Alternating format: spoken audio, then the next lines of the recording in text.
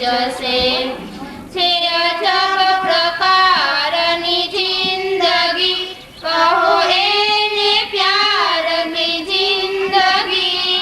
ન રહી શકાય જીયા વિના, ન ટકી શકાય જીવન સુધી. મારો હાથ જાલીને લઈ જશે. તમે રાંગના છો રતન સમા, ન મળો કે અશ્રુઓ ધૂળમાં. જો અજબ કબૂલ હો આટલી, તમે નાથ રાણીના તીર સુધી. તમે બે ઘડી રહો અંગ પર, અમે સાથ દઈએ કફન સુધી. મારો હાથ ઝાલીને લઈ જશે. જો હૃદયની આગ વધી ગઈ, તો ખુદાઈ કરે જ પાણી. કોઈ શ્વાસ બંધ કરી ગયું કે પવન ન જાય ગગન સુધી. મારો હાથ ઝાલીને લઈ જશે.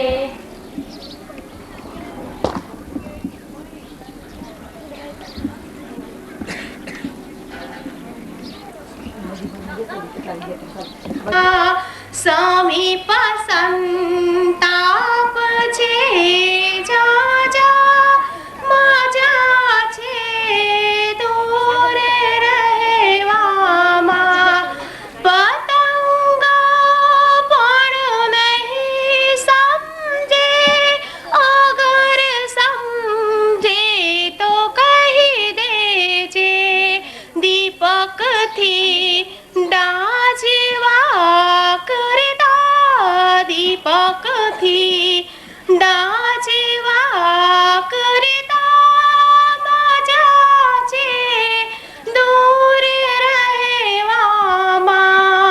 સમીપ સંતાપ છે, જા જા મજા છે દૂર રહેવા. રવિને ભેટવા કરતા, રવિને ભેટવા કરતા મજા છે દૂર રહેવામાં. સમીપ સંતાપ છે, જા જા મજા છે દૂર રહેવામાં. સમીપ સંતાપ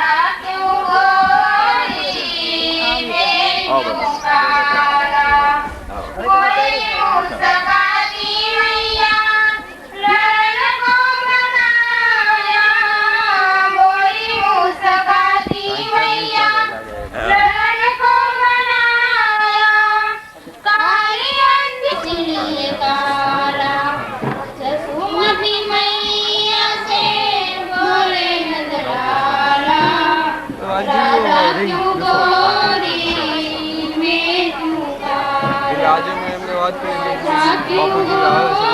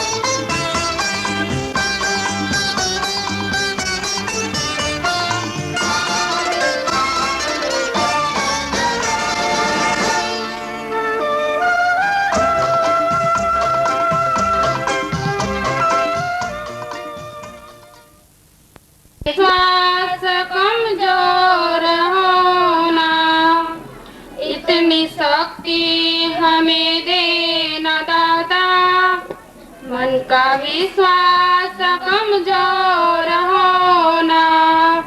हम चले लेकर रास्ते पे हमसे भूल कर भी कोई भूल होना। इतनी शक्ति हमें देना दाता, मन का विश्वास कमजोर होना।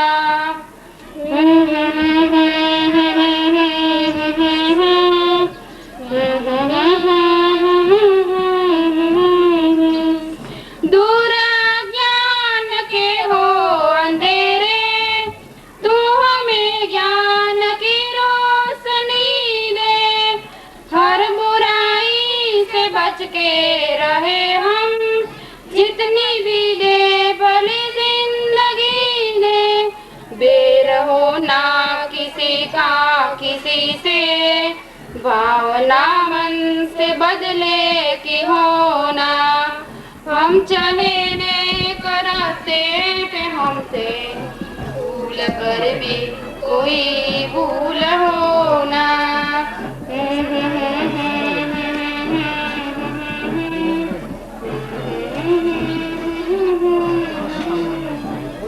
हम न सोचे हमें क्या मिला है, हम ये सोचे हमें क्या है अर्पण। फूल खुशियों के बाटे सभी को, सबका जीवन ही बन जाए मधुवन। अपनी करुणा का जल तू बहा दे, से बदले की होना। हम चले लेकर रास्ते पे हमसे भूल कर भी कोई भूल होना।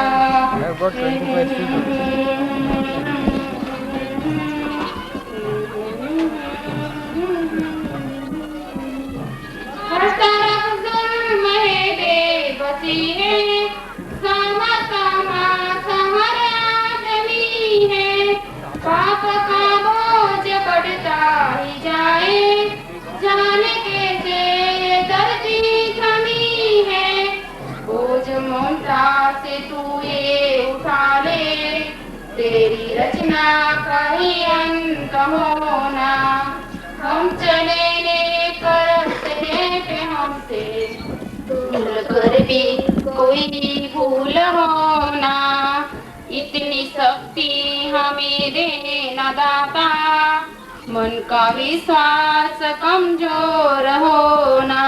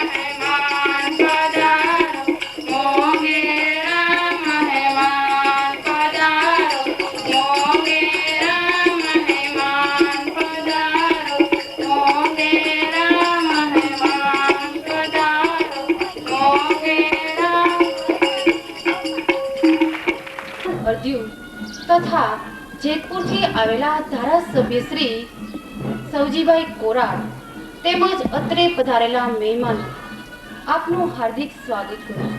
હવે હું તમને અમારા શ્રી વિવેકાનંદ વિદ્યાલય સ્કૂલનો ટૂંકમાં પરિચય આપીશ. તો ઈસવીસન 1989 થી આ શ્રી વિવેકાનંદ સ્કૂલની શરૂઆત થઈ. આ શ્રી વિવેકાનંદ સ્કૂલની શરૂઆત થઈ ત્યારે અમે લોકો એક ભાડાના મકાનમાંથી અમે આ શ્રી વિવેકાનંદ વિદ્યાલય સ્કૂલની શરૂઆત કરી. ત્યારે અમે ધોરણ 1 થી 4 ના વર્ગો શરૂ થયા. ત્યારબાદ ખુદ અમારા સંસ્થાનું મકાન બનાવી અમે ધોરણ 1 થી 7 ના વર્ગો શરૂ થયા. જેમ જેમ વિદ્યાર્થીઓની સંખ્યા વધતી ગઈ તેમ તેમ વાલીઓનો પણ આગ્રહ વધતો ગયો. તો અત્યાર સુધી અમે ધોરણ 1 થી 7 ના 2 વર્ગો શરૂ કરી દીધા છે અને અમે હવે એ કદમ પર પહોંચી ગયા છીએ કે અમે આજના આ આધુનિક યુગની અંદર આપના બાળકો તાલ મિલાવી શકે તેમજ શિક્ષણ ક્ષેત્રે આપના બાળકો આગળ આવી શકે એવી અમે એક પ્રગતિ કરી છે. તે પ્રગતિ છે અમારા કોમ્પ્યુટર યુગના આ ક્લાસો શરૂ કરી રહ્યા છીએ. તો આ કોમ્પ્યુટર યુગના ક્લાસો શરૂ કરી રહ્યા છીએ તો આપ સર્વે તેમાં અમને આ ક્ષેત્રની અંદર આપનું અથાયોગ્ય યોગદાન આપો એવી આશા રાખી હું આપના સર્વેનું હાર્દિક સ્વાગત કરું છું. જય હિન્દ.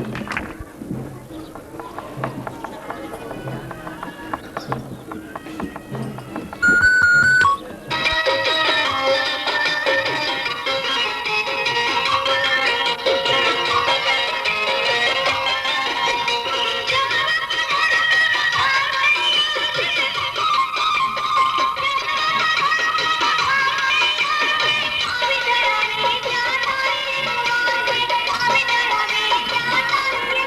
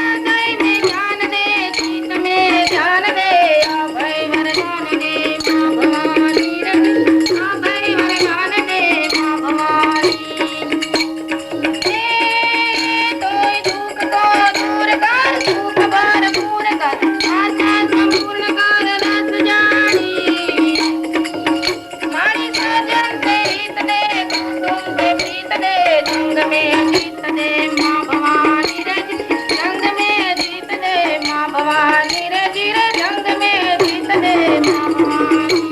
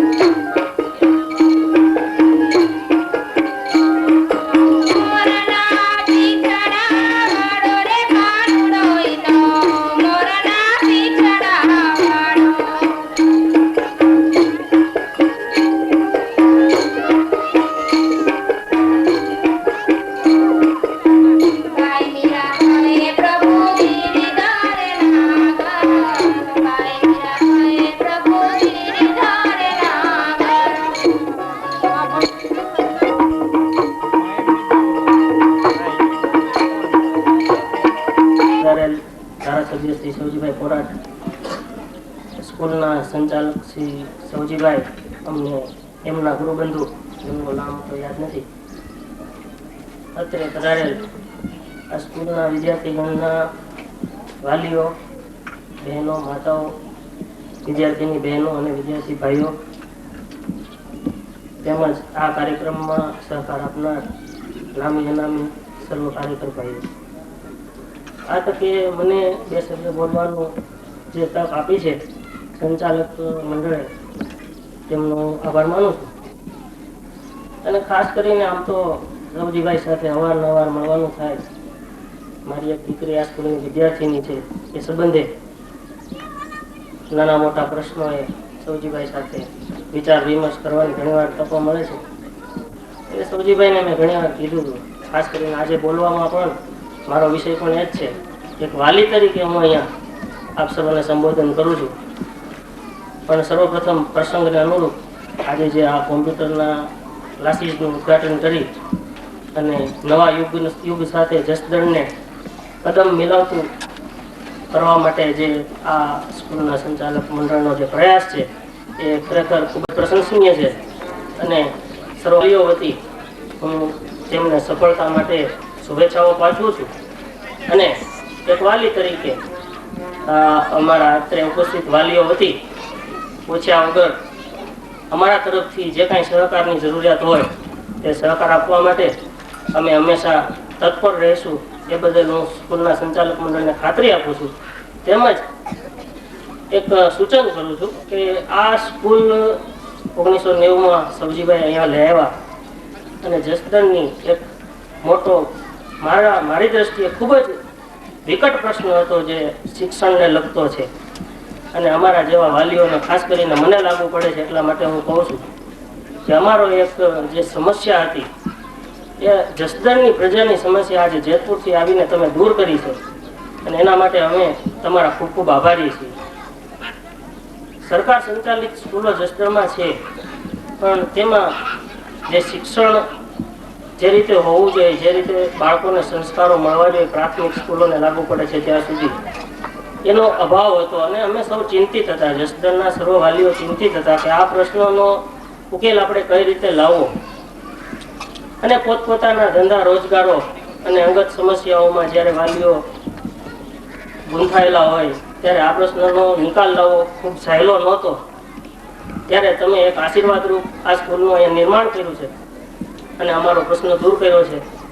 અને તમે જે રીતે આ સ્કૂલ ચલાવો છો એના માટે ખાસ કરીને હું તો ખૂબ જ ખુશ છું અને ઘણા બધા વાલીઓ ખુશ હશે એવું માનું છું. છતાં પણ કેટલીક ખૂટતી કડીઓ છે એના માટે એક સૂચન છે શ્રી સવજીભાઈને, અમને એમના મોટાભાઈ અને અત્રે ઉપસ્થિત વાલીઓને કે આપણા બાળકોના ભવિષ્ય માટે આપણે થોડુંક જાગૃત હોવું જરૂરી છે. સવજીભાઈ સાથે ક્યારેક ક્યારેક મારે ચર્ચા થાય છે. એમાંથી મને ઘણીવાર જાણવા મળે છે કે અમુક બાળકોની અમુક ભૂલો હોય છે, અમુક વાલીઓની અમુક ગેરવર્તણૂક હોય છે, જે સમજણનો અભાવ હોય છે. લાગણી તો મને પણ હોય, તમને પણ હોય. શિક્ષિકા બહેનો પણ આજે 30-40 છોકરાઓને ભણાવતા હોય, એમની પણ કેટલીક સમસ્યાઓ હોય. તેનો જો સમજણપૂર્વક ઉકેલ લાવવામાં આવે તો મને લાગે છે કે આ સ્કૂલ ભવિષ્યના જસદણના સારા નાગરિકોનું નિર્માણ કરી આપવા માટે સક્ષમ છે એવું હું માનું છું. અને એના માટે આપણે સર્વે થોડા પ્રયાસો કરવા જોઈએ. એટલા માટે એક વાલી મંડળ બનાવવાની હું આજે સૂચન કરું છું, જેના માટે સવજીભાઈ પ્રયત્નો કરે. ખાલી ભાષણબાજી કરીને આપણે બધા ભૂલી જાય એવું તો આ યુગમાં ચાલે જ છે. અત્યારે લોકો બોલી જાય, બે શબ્દો કહી જાય, પછી સૌ પોતપોતાના ધંધામાં પોતપોતાના કામમાં મશગુલ હોય. પણ એવું ન થાય અને કાંઈક આપણે સારું પરિણામ લાવી શકીએ એટલા માટે અત્રે ઉપસ્થિત દરેક વાલીઓને હું વિનંતી કરું છું કે જ્યારે જ્યારે પ્રયાસો થાય ત્યારે આપણે વાલીઓ તરીકે આ વિમર્શો કરવા પડે એના માટે આપણો સમય ફાળવીએ. અને સ્કૂલના સંચાલક મંડળને પણ હું એક વિનંતી કરું છું કે ગમે ત્યારે એક વાલીઓ માટેની એક મિટિંગ બોલાવો અથવા તો વિવેકાનંદ સ્કૂલના વિદ્યાર્થીઓનું એક વાલી મંડળ બનાવો, જેના કારણે તમારી મુશ્કેલીઓમાં અમે કંઈક મદદરૂપ થઈ શકીએ. અમારા બાળકોની જે કાંઈ મુશ્કેલીઓ હોય જેનાથી તમે પૂરો પ્રયાસ કરતા હોવા છતાં અમુક વસ્તુઓથી તમે સમજણ ન હોય તો એના માટે આપણે વિચારો કરી અને યોગ્ય રસ્તાઓ દ્વારા ઉકેલ લાવી શકીએ અને સારા વિદ્યાર્થીઓ બનાવી શકીએ, ભવિષ્યના સારા નાગરિકો બનાવી શકીએ. અમને પણ એમ થાય કે અમારા બાળકોને શિક્ષણ સાથે સંસ્કાર પૂરેપૂરો મળે છે અને અમે સંતુષ્ટ રહીએ. અને તમે આજે જેતપુરથી અહીંયા આવીને અમારા ગામ માટે ઘણું એક સારું કામ કર્યું છે આ સ્કૂલ આપીને, તો અમને પણ એમ થાય કે અમે પણ તમારું યોગ્ય સન્માન કર્યું, અમે તમારી કિંમત કરી એવું અમને લાગે. એટલા માટે એક વાલી મંડળની રચના કરો અને આ સ્કૂલ માટે કંઈક સર્વે ભેગા મળીને સારા પ્રયાસો કરીએ. એ સિવાય અત્યારે વધારે સમય નહીં લેતા. શામજી બાપા કોરાટ સમાજને વધારે ઉપયોગી થવા માટે શિક્ષણનો વ્યવસાય અપનાવીને કોઈ આંગળી ન ચીંધી શકે તેવા આ શિક્ષણ ક્ષેત્રની અંદર જે સ્કૂલોની અંદર ભણાવવું ભાઈ વાત કરી તેમ પોતાના બાળકને અને વાલી ગર્વ સમજે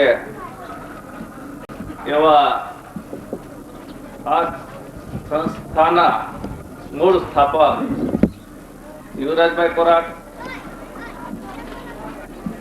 અહીંયા આવેલા મારા મિત્ર રામાણીભાઈ, વેલજીભાઈ, સ્ટેજ ઉપર બેઠેલ અન્ય વડીલો, ગામમાંથી પધારેલા વાલીઓ, બહેનો, વિદ્યાર્થી ભાઈ બહેનો, આગળ હું સ્ટેજ ઉપર બેઠો હતો ત્યારે ડોક્ટર શિવાનંદ સાહેબ વાત કરતા હતા કે વિદ્યાર્થીને ઘણી જગ્યાએ શબ્દ ગુજરાતીનો લખતા 7મા ધોરણમાં આવતો ન હોય ત્યારે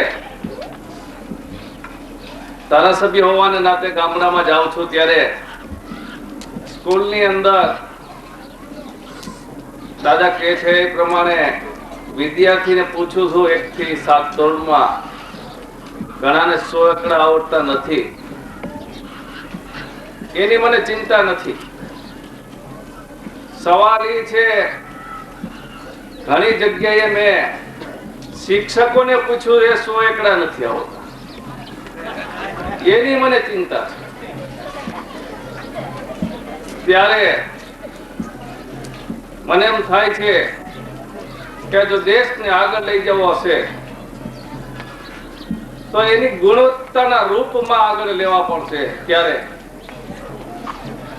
ધારાસભ્ય હોવા છતાં એમ કહું છું કે પ્રાઇવેટ સ્કૂલો કે જેમાં બરાબર દેખરેખ રહેતી હોય, જેની ગુણવત્તા ઊંચી હોય, તેમાં આપણા બાળકને દાખલ કરવા જોઈએ કે જેથી કરીને આપણી ઈચ્છા મુજબનો આપણો બાળક થાય. વિશ્વના દેશો ક્યાં પહોંચ્યા છે કે પોતાની ઈચ્છા મુજબ પોતાનું બાળક પેદા થાય. પોતાને ડોક્ટર પેદા કરવું હોય તો ડોક્ટર થાય, પોતાને કોઈ કલાકાર બાળક પેદા કરવું હોય તો કલાકાર થાય. આપણા ભૂતકાળમાં હતા અભિમાન્યુ. આપણી સંસ્કૃતિ ઊંચી છે પણ એના તરફ કોઈ જોતું નથી. અભિમાન્યુને 6 કોઠાનું યુદ્ધ શીખવાયું, 7 કોઠો રહી ગયો. આ બધું થઈ શકે છે વૈજ્ઞાનિક યુગની અંદર. સાદી ભાષામાં આમાં ઘણા ગામડાના ભાઈઓ દેખાય હોય એટલે હું વાત કરું અને બધા આ જસદણ વિસ્તારમાં ખ્યાલ જ હોય કે 7મા મહિના પછી આપણા ગ્રામ્ય વિસ્તારમાં ભવાઈયા રમતા જોવા નથી દેતા બહેનો. કારણ એ હતું કે બાળક ડાગલા જેવું ન થાય. વૈજ્ઞાનિક રીતે બધું જોડાયેલું છે પણ એની અંદર કોઈ સંશોધન નથી. ત્યારે આટલો બધો આ યુગ કોમ્પ્યુટર તરફ જઈ રહ્યો હોય તો શિક્ષણ કેને કહેવું? હજી ગુજરાત સરકાર જિલ્લે જિલ્લે સરહદ ઉપર લગાડ્યા છે અભણ અજ્ઞાન, દીવાથી દીવો પ્રગટે. તો બહુ જૂની વાત થઈ ગઈ. આઝાદીથી 40 વર્ષ પછી હજી દીવાથી દીવો પ્રગટાવવાની વાત કરે છે. સરકાર કરી શકી નથી અને કર્યા પછી પણ મેં તમને વાત કરી એમ શિક્ષકને 100 એકડા આવડતા ન હોય એવી સ્થિતિ આજે છે. તો એનાથી માની નહીં લેવાનું આપણે આગળ ક્યાં. દુનિયાના દેશો ક્યાં પહોંચ્યા છે એ જોવું પડશે. દુનિયાના દેશો કઈ રીતે એનો વેપાર કરી શકે છે, ઉદ્યોગ કઈ રીતે કરી શકે છે, ખેતી કઈ રીતે કરી શકે છે, એ જોયા વગર આપણે એમ માની કે 100 એકડા આવડી ગયા, આપણને એમ માની કે વાંચતા લખતા આવડી ગયો એટલે આપણે ભણેલા થઈ ગયા, આગળ આવી ગયા. નહીં, આ યુગમાં નહીં ચાલે. ભૂતકાળમાં હતું ગામડાની અંદર 100 લગ્નનો હિસાબ આવડતો હોય અને વાંચતા લખતા ટપાલ આવડતી હોય, એ ગામમાં દુકાન ચલાવતો હોય કોઈ વેપારી, એ શેઠ કહેવાતો અને આરામથી એનો રોજી વેપાર ચાલતો. પણ ત્યારે એમની પાસે જે પ્રજા હતી ને એ એવી હતી 1 થી 20 સુધી માનવાન ઘરના એકાદ માણસને ગણતા આવડતું હોય અને 5 વિશે 100 થાય એ દશામાં પોતાના હિસાબ કરતા હોય અને કાંઈ હિસાબ કરાવવો હોય તો એ વેપારી પાસે 100 એકડ આવડતા હોય એની પાસે જાય અને એનો હિસાબ કરાવતા. આ સ્થિતિ હતી. પણ આજની પરિસ્થિતિ પલટી ગઈ. આજે તમારી સ્થિતિ નથી. આજ તમને 100 એકડ આવડતા હોય, તમને વાંચતા લખતા ગુજરાતીમાં આવડતું હોય તો તમે અભણ છો એમ હું માનું છું. એટલા માટે આજે ખેડૂતને ખેતી કરવી હોય, કપાસમાં દવા છાંટવી હોય, એરંડામાં દવા છાંટવી હોય, જીરુમાં દવા છાંટવી હોય, તમે ઇંગ્લિશમાં લખેલા હશે કે આ દવા છે પોલીડોલ કે જે તે દવાઓ આવે. તો તમને ગુજરાતી આવડતું શું કામનું? તમારે તો ના છે ક્યાં ડબલું કલર જોઈને જ ઓળખવું પડે કે આ છે કા છે. ડોક્ટર અતુલ સાહેબ આગળ અંદર ઇંગ્લિશમાં બોલતા મને આનંદ થયો. આવડી ઉંમરે એને એ વખતના શીખ્યા છે ત્યારે કે દુનિયાના દેશો જ્યાં જ્યાં પહોંચ્યા હોય ત્યાં ત્યાં આપણે ન પહોંચી શકીએ તો આપણે અભણ અજ્ઞાન જ છે. કોમ્પ્યુટર, હવે ચોપડા લખવાની વાત કરે. ઘણા ભાઈઓ આપણી સંસ્કૃતિ નામે કે દેશને નામે ઘણી વખત એવું પણ બને કે ભાઈ આ કોમ્પ્યુટર આવશે એટલે નામા લખનારાઓ બેકાર બનશે, ઓલું થશે, એવો વિવાદ થતો જ હોય. કોઈ વસ્તુ નવી આવે ને, હું જાણું છું, નાનો હતો ત્યારે ગામડામાં કોહાલતા કોના બદલામાં લગભગ 1960 ની આસપાસ એન્જિનો આવ્યા. ખેડૂતો એમ કહેતા એન્જિનો વસાવાય નહીં, હેન્ડલ મારી અને પેટમાં છોકરાઓને આટીઓ પડી જાય, છોકરા બગડી જાય. જેને એન્જિન ના લીધા એના છોકરાઓમાં હજી પેટમાં આટી પડી ગઈ છે. હાથ કરતા વેચી નાખી જમીન. એ જ પ્રમાણે ગાડામાં ટાયર આવ્યા ને, ટાયર ન નખાય, બળદના ટાંટિયા ભાંગી જાય. જેને ન નાખ્યા એના બળદના ટાંટિયા બંધ થઈ ગયા. વિજ્ઞાન આવે છે એ હંમેશા અપનાવવી પડે. છેલ્લે અપનાવે એનો વિકાસ છેલ્લે થાય. તો કોમ્પ્યુટર યુગ આવી ગયો છે વિશ્વની અંદર. વિશ્વના દેશો ખેતી કઈ રીતે કરે છે? હમણાં એક મારા મિત્ર વલ્લભભાઈ ડાયરેક્ટર એવા પરદેશ જઈને મને વાત કરતા તેના ઉપરથી સાંભળેલી વાત કરું, જોયેલી નથી. કે હું આરબ વિસ્તારમાં ગયો ત્યાં ગામડામાં જઈને ઈચ્છા થઈ કે કઈ સ્થિતિમાં ખેતી થાય જાણવાની ઈચ્છા હતી. પોતે કૃષિ યુનિવર્સિટીના ડાયરેક્ટર છે. એટલે ત્યાં જઈને ફેમિલી હતું એટલે પૂછ્યું કે ભાઈ તમે ઘરમાં કેટલી વ્યક્તિ? તો કે 2 બાળકો. તો બાળક નતું હિન્દુસ્તાનથી એક કોરે બેસાડે દિલ્હીથી 8 વર્ષનો આ બાબો છે અમારો. તમારી પાસે જમીન કેટલી છે? તો કે જમીન એકરના હિસાબે બોલ્યા. તો એકરના હિસાબે એને કીધું કે મારી પાસે 80 એકર જમીન છે, એટલે 200 વીઘા જમીન છે. તો કે તમારી પાસે 200 વીઘા જમીન છે, પશુઓ કેટલા છે? તો કે લગભગ 150 એક પશુઓ છે, ગાયો. તો કે આટલી બધી પશુઓની સંખ્યા, ખેતી આટલી બધી, તમે કેટલા નોકરો રાખો, માણસો કેટલા? તો કે કોઈ. તો ખેતી કોણ કરે? કે હું જાતે કરું. તો આટલી બધી ખેતીમાં તમે કેમ પહોંચી શકો? કે અમારો ડ્રોઈંગ રૂમ છે, એમાં બેઠો બેઠો હું ખેતી કરું. તો એને પૂછ્યું કઈ રીતે એ શક્ય બને? તો કે આ સ્વિચ દબાવું, અહીં કોમ્પ્યુટરની અંદર લાલ લાઈટ થાય એટલે મને ખ્યાલ આવે કે હવે આ પાકને પાણીની જરૂર છે. એટલે આ સ્વિચ દબાવું એટલે ઓટોમેટિક એક છોડના મૂળ લગન પાણી ગોઠવેલું એમ જાય. પછી એમ લાગે એક રાઉન્ડ મારું જીવાત આવી છે એવું કઈ લાગે પાકની અંદર, તો દવા હેલિકોપ્ટરથી છટાવી.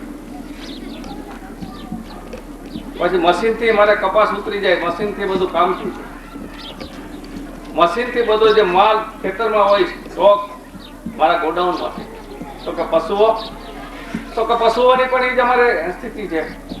એક સાથે વાછરડા બધા એક બાજુમાં પૂરી દીધેલા હોય, પછી પશુઓને દોવાના હોય તો એના માટે મશીન લગાડેલા હોય.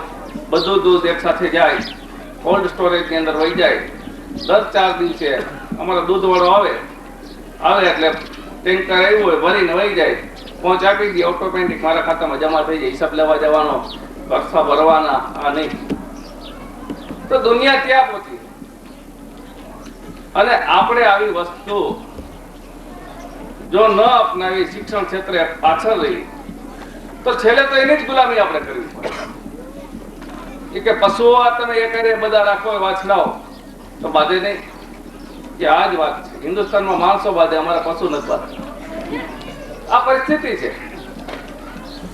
તો આવી સ્થિતિની અંદર જ્યારે કોમ્પ્યુટર યુગ, આ કે જે હિસાબ ઉદ્યોગનો જે કોઈ જાણકારી છે એ એક માણસ 25 માણસની જગ્યાએ કરી શકતો હોય, કોઈ પણ માણસ ઉદ્યોગમાં, હું તો કહું વિદ્યાર્થીઓ માટે પૂરતું નથી, વાલીઓએ પણ આ શીખી લેવું જોઈએ. એટલા માટે કે આજથી 20-25 વર્ષ પછી જયારે કોમ્પ્યુટર યુગ પૂરેપૂરો આવી ગયો છે, ત્યારે આપણે આમાં કઈ જાણતા ન હોય, કઈ સ્વિચ ઉપર હાથ દેવો એ ખબર પડતી ન હોય, તો બીજા જયારે કોઈ ધંધો કરતા હશે એ આપણા કરતા આગળ નીકળી જશે. તો અત્યારે આમાં આ શીખવામાં કોઈ મુશ્કેલી નથી. આમ છતાં આગળ મારી પેલા ભાઈ એવા ચર્ચા કરતા ત્યારે અહીંનો મને ગર્વ લાગે છે. વાલીઓ અત્યારના બોરમાં આવા સમયે મોટી સંખ્યામાં આવ્યા છે. વાલીઓએ પોતાના બાળકનો ધ્યાન રાખવું જોઈએ. એમની સાથે સાથે ભાઈએ સંકેત આપ્યો કે રવજીભાઈ ઘણી વાર વાત કરતા હોય કે વાલીઓ ઘણી વખત ઝઘડી જાય બાળકો માટે, તો એ થોડું અજુગતું દેખાય એટલા માટે કે બાળક કોઈનો દુશ્મન હોતો નથી. મેં જાતે, મારો બાબુ ભણે છે આ જ સંસ્થાના ત્યાં જેતપુરના યુનિટમાં, પહેલા ધોરણમાં જ્યાં બાળકોથી જેમાં ગયો એમાંથી પહેલેથી જ બેસાડેલ. જેતપુરમાં રહેવા ઓછા હતા એની હોસ્ટેલમાં જઈએ છે. મેં એમના સંસ્થાના સ્થાપકને અને એમના ટીચરને હું ઘણી વાર જાઉં ત્યારે સ્પષ્ટ વાત કરું કે મારો બાબુ તોફાન કરતો હોય અને તમે મારો કે હાથ પગ ભાંગી જાય તો હોસ્પિટલે એના ડોક્ટર પાસે સારવાર કરાવી લેજો, પછી નિરાતે મને જાણ કરો. પરંતુ મારો બાબાને જો ન આવડતું હોય, એ માર્કશીટ દર મહિને 2-3 મહિને જે ટેસ્ટ આવે ત્યારે એની અંદર કેટલા માર્ક ઓછા એવા છે એ આપણે ખાસ ધ્યાન રાખવું પડે. અને જો એમાં ઓછા એવો હોય, બાબાનો નંબર 30-35મો નંબર આવતો હોય, તો એના ટીચરને એના સંસ્થાના વડાને કહેવું જોઈએ તમે એને શું કામ દરરોજ લઈ જાઓ છો. તો આ જે આપણી ખામી છે એ જરૂર કહેવું જોઈએ. કહેવાની જગ્યા જુદી કે આપણા બાળકમાં જે શિક્ષણ આવવું જોઈએ ન આવતું હોય, ટાઈમે એને વાંચતા ન આવડતું હોય, એને લેસન પૂરું ન ફાવતું હોય, ન આવડતું હોય, તો એના સંસ્થાના વડાને કહેવું જોઈએ કે અમે ફી ભરી છે નહીં ભરી, આ બાળકને તૈયાર કરવાની. પણ ઝીણી ઝીણી બાબતની અંદર કોઈ આપણે એમ કહી કે આ બાબતને બાળકને માર્યો શા માટે, તો એ કોઈ માણસને એમ થઈ જાય કે હવે આમના વાલી કંઈક લઈને આવશે તો મારે આને શું કરવું, તો એનાથી આપણું બાળક જ પાછું. મને યાદ થી ભાઈએ વાત કરી ને, વાલીઓની વાત કરી, ધ્યાન રાખવું જોઈએ. ધ્યાન ન રાખી શું થાય એ વાત. હું 8મા ધોરણમાં 9મા ધોરણમાં રાજકોટ બોર્ડિંગમાં ભણતો ત્યારે અમારી સાથે એક ભાઈ ભણતા, પ્રાગજીભાઈ કરીને, આ વિસ્તારના એકના બહુ યાદ નથી. તો એ વખતમાં બેંક વાળા આવતા, એકદમ નેરો બેંક,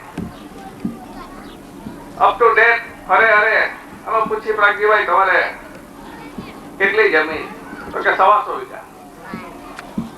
બીજો ધંધો છે એનો કે દૂધની ડેરી 6-7 છે, ખૂબ સારું છે. આપણને એમ ગાવશે પણ ફૂલ ફટાઈ કરે, જેમ ફેરા કરે હેરા કરે. થોડા દિવસ પછી 6 મહિના પછી એક દિવસ અમે બપોરના 3 વાગે હોસ્ટેલમાં બોર્ડિંગમાં બેઠા ત્યાં બાપા આવ્યો. બાપાએ આવીને પૂછ્યું કે ભાઈ રાજજી ઓરા કરી થી ક્યાં છે?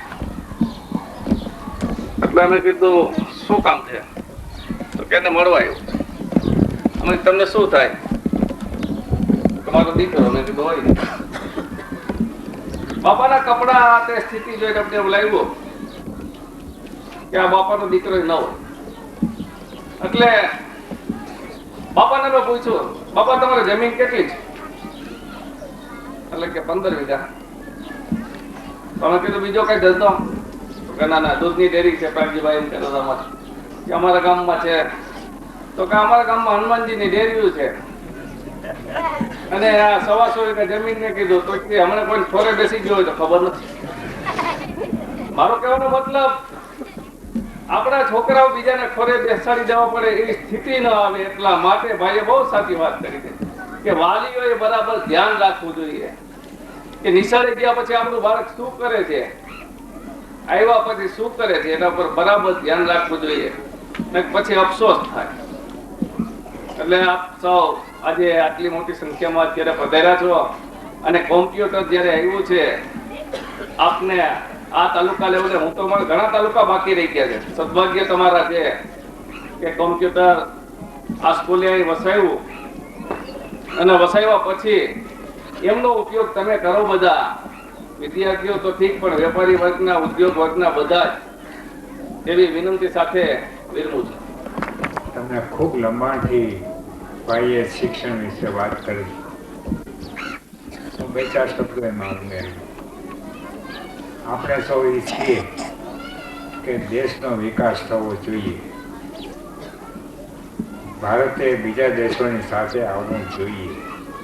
તો એ કેવી રીતે આવી શકે? એમ ન માનશો કે આટલા કારખાના થવાથી કે મેલો થવાથી દેશનો વિકાસ થશે. જરૂર છે, પણ એની વિકાસ માટે આવશ્યક નથી. એમાં તો પૈસાના ધન કરતાં બુદ્ધિ ધન વધારવાની જરૂર છે આપણે ત્યાં બધા દેશમાં. અને બુદ્ધિ ધન વધારવું હોય તો આપણું શિક્ષણ સુધારવું જોઈએ. આપણું શિક્ષણ કેવું છે થોડું ઘણું ભાઈએ વાત કરી, વધારે વાત કરવાની બહુ જરૂર નથી. પણ ગામડામાં જઈએ તો જે ભાંગલામાં ભાંગલો મકાન હોય તો સ્કૂલનું છે એમ કહેવાય. એક સ્કૂલમાં અમે છોકરાઓ તપાસવા ગયા, તે બાને તાળું હતું, શિક્ષક હજી આવ્યા નહોતા. છોકરાએ બારીમાં જઈને બાર ઉગાડીને રસ્તો અમને કરી દીધો. આવી સ્થિતિ આપણી સ્કૂલોની હોય છે. જો મકાનની સ્થિતિ આવી હોય તો શિક્ષણની સ્થિતિ પણ એવી જ હોય ને સાથે. દેખીતી વાત છે. ત્યારે આ સંજોગોમાં જો એક તો ભાઈએ કહ્યું તેમ વાલીઓ બાળકોના શિક્ષણ તરફ એને ટેન્શન રાખે, જેને કે કોઈ પ્રકાર ના કરે તો માસ્ટર ભણાવે, બીજું કાંઈ નહીં. કેટલી વાર એવું બને કે 2-3 છોકરા હોય તો છોકરો કયા ધોરણમાં ભણે છે એના બાપને ખબર ન હોય. એટલી આપણી બેદરકારી હોય છે. ભાઈએ કહ્યું તે બરોબર છે, શિક્ષણ તમારો છોકરો કેવું ભણે છે એનો તમારે તપાસ. ઉપરાંત શિક્ષણ કેવું છે એ પણ તમારે જોવું જોઈએ. હમણાં વાત કરી કે મા બાપો આવીને વહીવટકાર સાથે કંઈ ઝઘડો પણ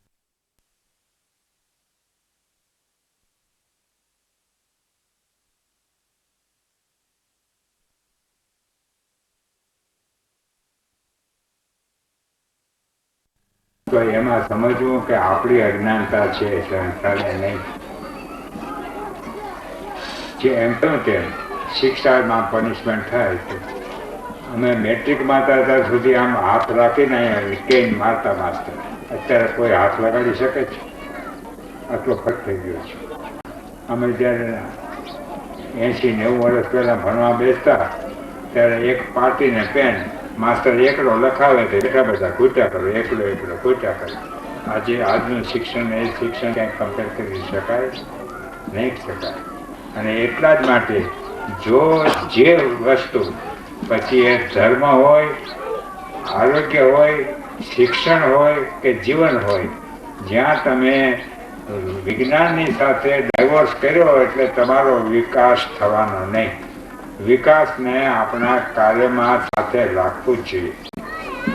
અત્યારે આપણા ઘણા ખરા ધર્મો તરફ જુવાનોને નથી આકર્ષણ થતું. કેમ? એ વિજ્ઞાનથી જુદા પડી ગયા છે. માત્ર માન્યતા ઉપર આપણે ટકી ગયા છે.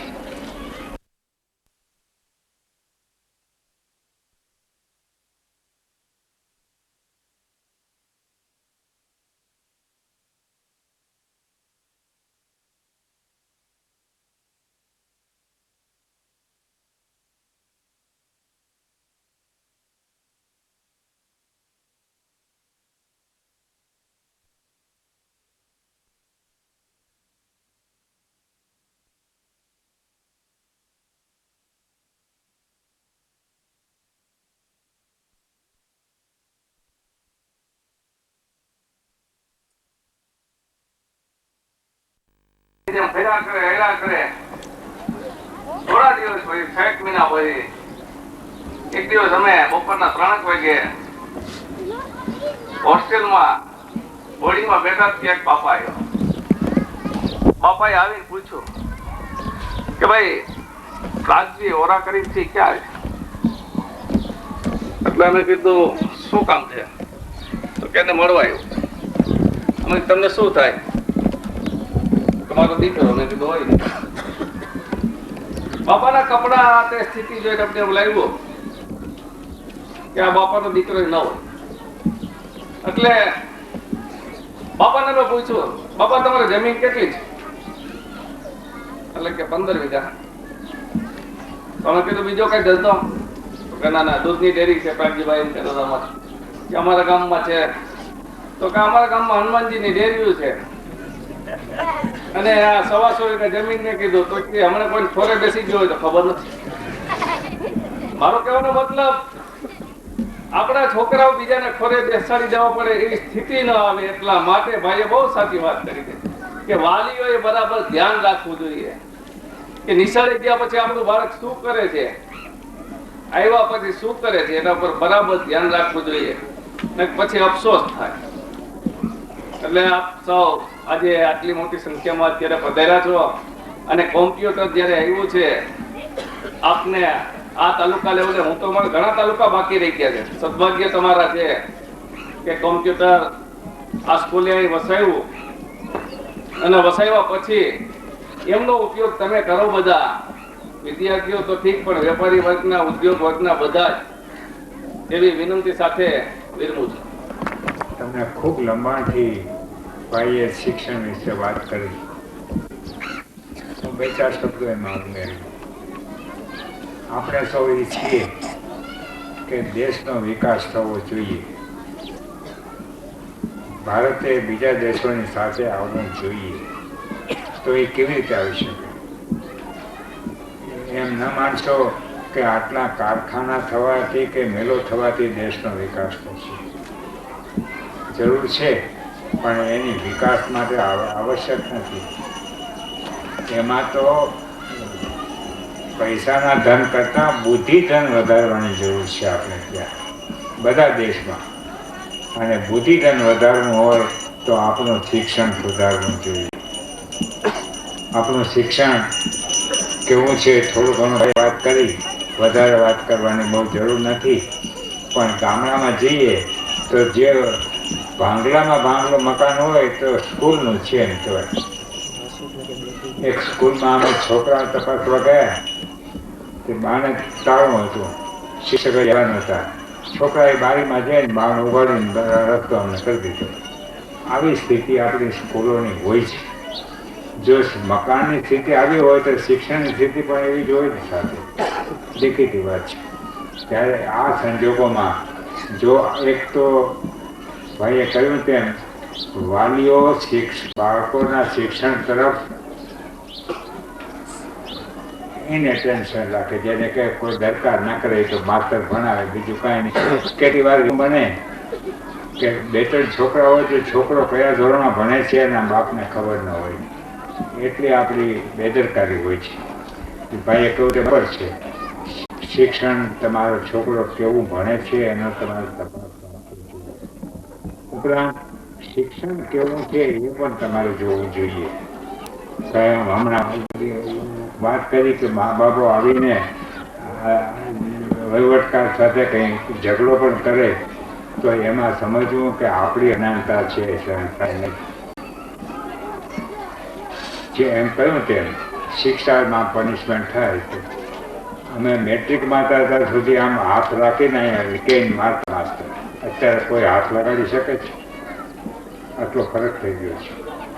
અમે જ્યારે 80-90 વર્ષ પહેલાં ભણવા બેસતા ત્યારે એક પાર્ટીને પેન માસ્ટર એકડો લખાવે તે બેઠા બેઠા ઘૂંટ્યા કરો, એકડો ઘૂંટ્યા કરે. આજે આજનું શિક્ષણ એ શિક્ષણ ક્યાંય કમ્પેર કરી શકાય નહીં શકાય. અને એટલા જ માટે જો જે વસ્તુ પછી એ ધર્મ હોય, આરોગ્ય હોય, શિક્ષણ હોય કે જીવન હોય, જ્યાં તમે વિજ્ઞાનની સાથે ડાયવર્સ કર્યો એટલે તમારો વિકાસ થવાનો નહીં. વિકાસને આપણા કાર્યમાં સાથે રાખવું જ જોઈએ. અત્યારે આપણા ઘણા ખરા ધર્મો તરફ જુવાનોને નથી આકર્ષણ થતું. કેમ? એ વિજ્ઞાનથી જુદા પડી ગયા છે. માત્ર માન્યતાઓ પર આપણે ટકી ગયા છે. ત્યારે પશ્ચિમમાં વિજ્ઞાનની સાથે ધર્મ ચાલે છે, વિજ્ઞાનની સાથે શિક્ષણ ચાલે છે, એટલે એ દેશ આગળ ગયો છે.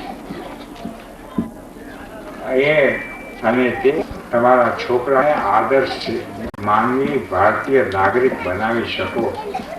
આવું નથી એટલે આપણે તમે અત્યારે જો જોશો તો આપણા આઈએસ ફિગરના ગુજરાતીઓ કેટલા આંગળા પર ગણી શકાય એટલા. ત્યારે સાઉથ ઇન્ડિયન વધારેમાં વધારે. કારણ આપણે ઇંગ્લિશ સામે વિવાદ કર્યો કે ઇંગ્લિશ નહીં ભણાવો છોકરાઓ ઉકલીને આવી ન શકે. વિશ્વનું સાહિત્ય બધું અંગ્રેજીમાં હોય ને અંગ્રેજી ના આવડે તો આપણે એનાથી વંચિત રહી જઈએ. એટલે આ આપણું શિક્ષણમાં એક તો આ વિજ્ઞાનને સાથે રાખવું જોઈએ, આરોગ્ય પણ છોકરાઓ જાળવવું જોઈએ, અને એવું બધું હોય તો જ આપણા બાળકો ઉગે ત્યારે વધારે આદર્શ બની શકે. આ જમાનામાં આપણે કોમ્પ્યુટર વગર કોઈ સંસ્થા ન પડે. મારે ત્યાં હમણાં સ્વિટ્ઝરલેન્ડથી ડાક્ટર આવ્યો હતો, પોતાનો કોમ્પ્યુટર સાથે લેવો હતો. મારે કંઈ લખવું નહીં, દવાખાનાનું કામ કરીને કોમ્પ્યુટર પર બધું લખી રેકોર્ડ કરી દે. કેટલી સગવડતા, કેટલું જલ્દી કામ. 5-7 માણસ જેટલું કામ એટલું માણસ કરી શકે કોમ્પ્યુટર દ્વારા. એટલે કોમ્પ્યુટરનો અહીંયા ઉમેરો કરે ખૂબ ખૂબ સારી વાત છે નહીં, પણ એમને ધન્યવાદ અને આનંદની વાત છે.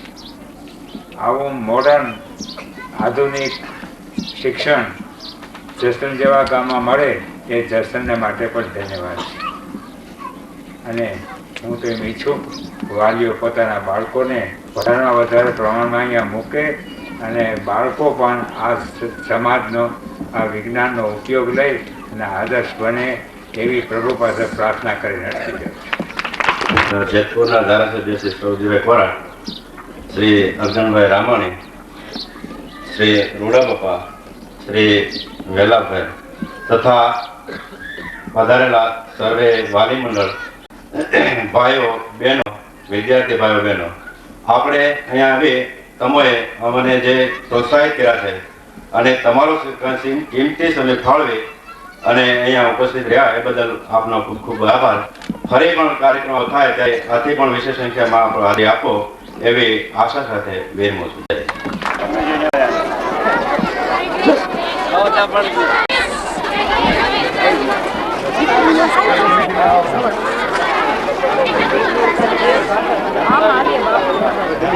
આમ